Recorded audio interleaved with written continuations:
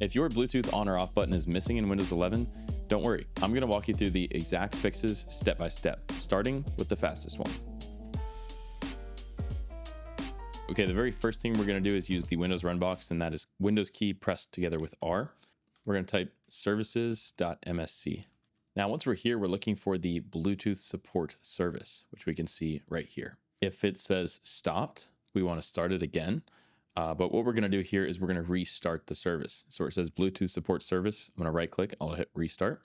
After that, let's right click and hit properties, and startup type. I'm going to switch this to automatic. I'll press apply and OK. Now we can check our settings. For example, the quick menu, I do have my Bluetooth button showing here, or we could check and start our settings, Bluetooth and devices. We can check here just to make sure that the service is running correctly. And if that didn't fix your issue, no worries. Let's move on to the next step. We go to settings. You can hit Windows key and I to quickly access that. And we're going to go to system. Here we're going to go to troubleshoot, and we're looking for other troubleshooters. So we'll hit that. And there's one for Bluetooth specifically. So we're going to utilize the Bluetooth troubleshooter. We'll just press run, and we'll just let this complete. This is going to automatically check our services, drivers, and device state. So we would want to give it consent to run automatic diagnostics. So I'll press yes. We'll follow along with the troubleshooter, and again, we'll just let it complete, and hopefully this will fix our issue. All right, the next step is to check our device manager. So I'll right click the start menu. Let's hit device manager. We want to make sure that we see Bluetooth in here. So I can see my Bluetooth here. If I right click this, I can hit scan for hardware changes. But again, the main thing is that we want to make sure that Bluetooth is actually shown here. We could also check under network adapters. Here we have our Bluetooth device controller. Right clicking on this, we can also update driver, search automatically for drivers, and just check to make sure that those drivers are correctly installed. So if you don't see Bluetooth at all, Windows may not even be able to detect any Bluetooth devices or peripherals. All right, so if none of that worked, we can try to manually reinstall the driver ourselves. In my case, I'm using an Intel-based Windows computer. So I'm going to search for Intel Bluetooth driver. And then we also want to specify that I'm currently on Windows 11. So we'll click the first link from Intel, and I'm going to download this file, this exe file for Windows 11. I'll accept the license agreement, and I'll double click to open this exe. Select yes on the pop-up, and then I'll select yes on this as well. And now we can just go ahead and click our way through the setup installer. We'll press next, we'll press I accept, press next again. Here we can go with typical, unless we need some sort of custom installation. And finally, we can click install.